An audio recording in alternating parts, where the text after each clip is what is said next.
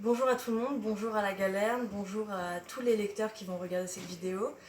Je m'appelle Shan Haddad, j'ai 24 ans, j'habite au Havre et je sors du master de création littéraire du Havre de l'ESSADAR et de l'université.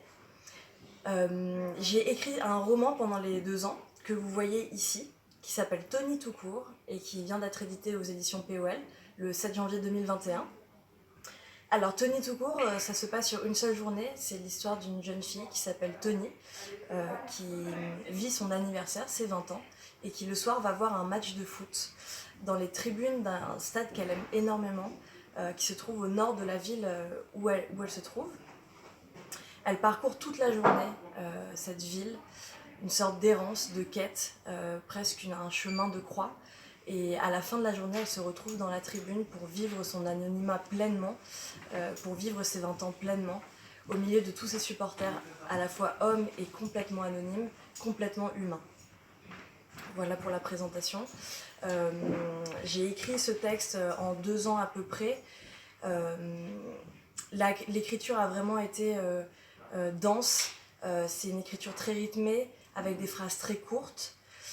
J'ai choisi le sujet du foot parce que j'ai baigné dedans quand j'étais plus jeune et j'ai commencé à m'y intéresser quand je suis allée au théâtre. J'ai vu un lien vraiment très fort entre la scène de théâtre et la scène de foot et j'ai toujours vécu le foot comme une expérience et pas comme des prouesses techniques ou j'ai pas l'histoire du foot en tête, je ne supporte pas des joueurs en particulier, je ne suis pas l'actualité.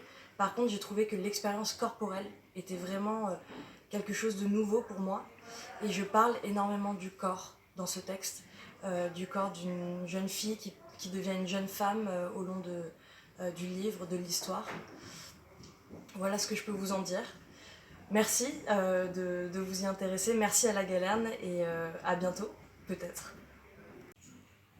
Je vais vous lire le l'incipit du roman.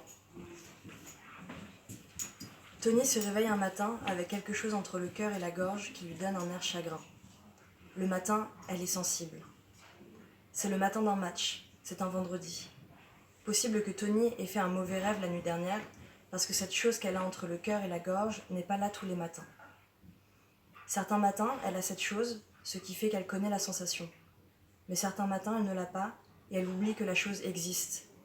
Tony ne saurait pas comment l'appeler, cette chose. Quand la chose est là, elle n'a plus qu'à regarder le plafond de sa chambre.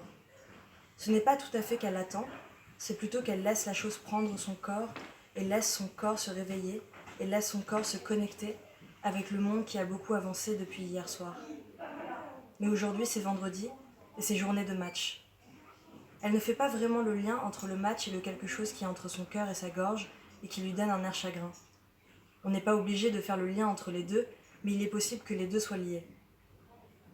Tony reste encore dans son lit. Elle entend les voisins faire l'amour. Tony n'en pense rien. Après tout, tant mieux pour eux. J'aimerais être à leur place. J'aimerais l'avoir lui, quel qu'il soit. Voilà ce que pense Tony. Lui, il serait bien quel qu'il soit, parce que j'ai beaucoup d'amour à donner. Laissez-vous aller, chers voisins. Profitez de tout cet amour que vous pouvez suer. Est-ce que Tony pense cela? Peut-être, mais elle n'en a pas conscience. Tony a beaucoup d'amour à donner ce matin, et ce qu'elle a entre le cœur et la gorge est toujours là.